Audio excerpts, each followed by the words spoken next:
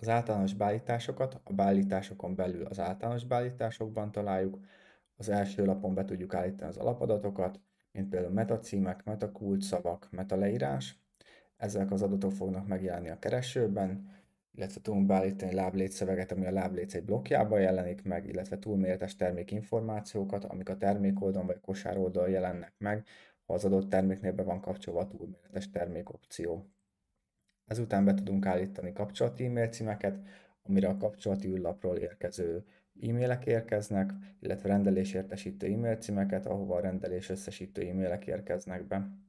Ezzel a teszt e-mail címeket és teszttelefonszámokat tudunk beállítani, majd megadhatjuk, hogy egy új felhasználó regisztrációja aktivációs e-mailen keresztül történjen, vagy pedig az adminisztrátornak kell manuálisan aktiválni minden egyes felhasználót, illetve mellett a jobb oldalon letilthatjuk a regisztrációt az oldalon.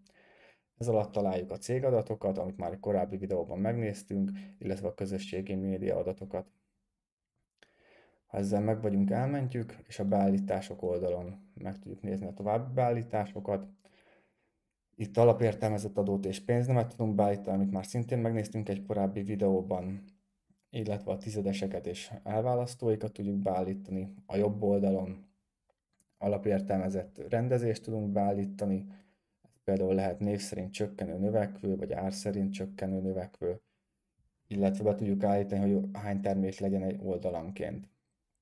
Ez alatt találjuk az egyéb beállításokat, mint például a kosárba gomb elrejtése, hogyha az adott termék nincsen készleten, ilyenkor egy érdeklődés gomb jelenik meg a terméknél, vagy be tudjuk kapcsolni a termék összehasonlítást, a termék nyomtatását, illetve a termék elérhetőségét tudjuk elrejteni, vagy a termékkészlet megjelenítését. A termék elérhetőség az azt jelzi, hogy az adott termék van-e készleten vagy nincs, a termékkészlet pedig megjeleníti a konkrét termékkészlet számot. Ez fontos, hogy a termékkészlet megjelenítése csak a termék elérhetőségével együtt használható, tehát mindkettőnek bekapcsolva kell lenni akkor. Az árak megjelenítését is tudjuk szabályozni, például, hogy mindenki láthatja az árakat és rendelhet, csak regisztrált vásárlók rendelhetnek, vagy csak regisztrált vásárlók láthatják az árakat és csak ők rendelhetnek.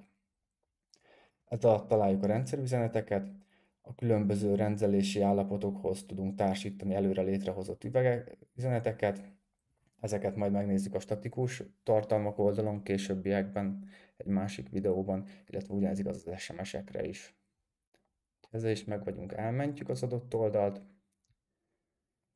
majd megnézzük a harmadik fülön a logó szerkesztését, ezt már szintén néztük egy külön videóban. Itt logót, e-mail logót, favicont és OG képet tudunk beállítani, például a közösségi médiás megosztásoknál fog megjelenni.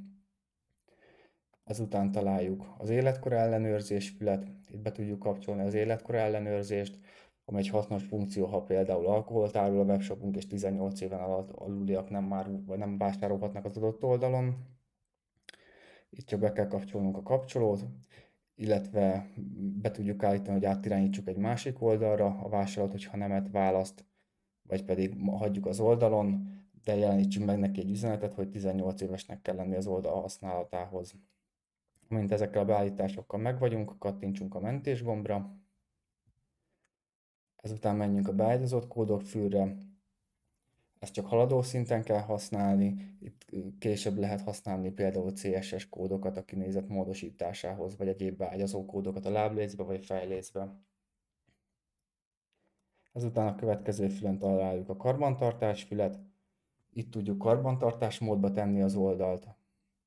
Lehetőségünk van ki- és bekapcsolni a karbantartási módot.